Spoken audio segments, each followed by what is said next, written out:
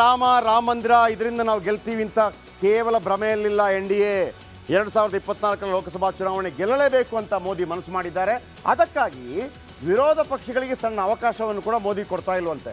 ನೀವು ನೋಡಿ, ಯಾವುದೇ ಪಾರ್ಟಿ ಏನೇ ಇರಲಿ, ಒಂದು 100 ಜನರಲ್ಲಿ 40 ಜನ BJP, 40 ಜನ ಕಾಂಗ್ರೆಸ್ ಇಟ್ಕೊಳ್ಳಿ. ಅಂದರೆ NDA ಮೈತ್ರಿಕೂಟ ಅಥವಾ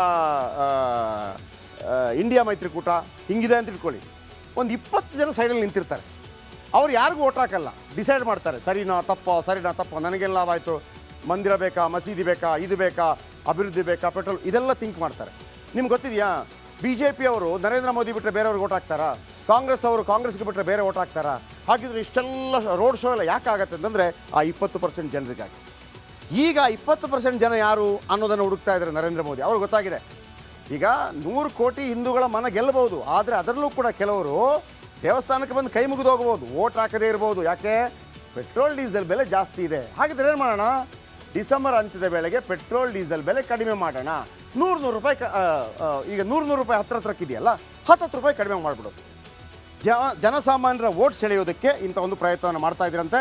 ಬನ್ನಿ ಅದರ ಬಗ್ಗೆ ಒಂದು ಗ್ರಾಫಿಕ್ಸ್ ನಿಮ್ಮ ಮುಂದೆ. ಡೀಸೆಲ್ ಮತ್ತು ಪೆಟ್ರೋಲ್ ದರ ಇಳಿಕೆ 2022 ಮೇನಲ್ಲಿ ಪೆಟ್ರೋಲ್ ದರ 8 ರೂಪಾಯಿ ಮತ್ತು ಡೀಸೆಲ್ ದರ 6 ರೂಪಾಯಿ ಇಳಿಸಿತ್ತು ಕೇಂದ್ರ ಸರ್ಕಾರ. ಈಗ ಪೆಟ್ರೋಲ್ ಡೀಸೆಲ್ ದರ 6 ರಿಂದ 8 ರೂಪಾಯಿ ಮತ್ತೆ ಇಳಿಕೆ ಆಗುವಂಥ ಸಾಧ್ಯತೆ ಇದೆಯಂತೆ.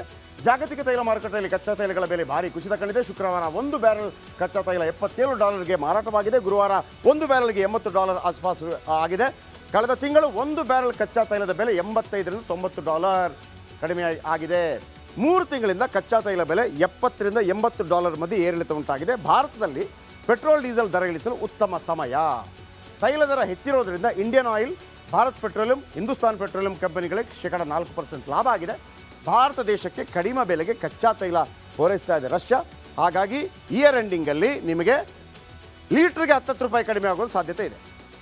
ಖಂಡಿತವಾಗಲೂ 10 ರೂಪಾಯಿ ಕಡಿಮೆ ಆದರೆ ನಮಗೆ ಮಂದಿರ ಗಿಂದ್ರ ಬಗ್ಗೆ ಎಲ್ಲ ಮಾತಾಡಲ್ಲಪ್ಪ ಅಂತ ಅನ್ನೋರು ಪೆಟ್ರೋಲ್ಗೆ 10 ರೂಪಾಯಿ ಕಡಿಮೆ ಆಯಿತು ಅಂದರೆ ಖಂಡಿತವಾಗ್ಲೂ ಓಟ್ ಹಾಕ್ತಾರೆ. ಇದು ಮೋದಿ ಲೆಕ್ಕಾಚಾರ ಇದ್ದಿರಬಹುದು.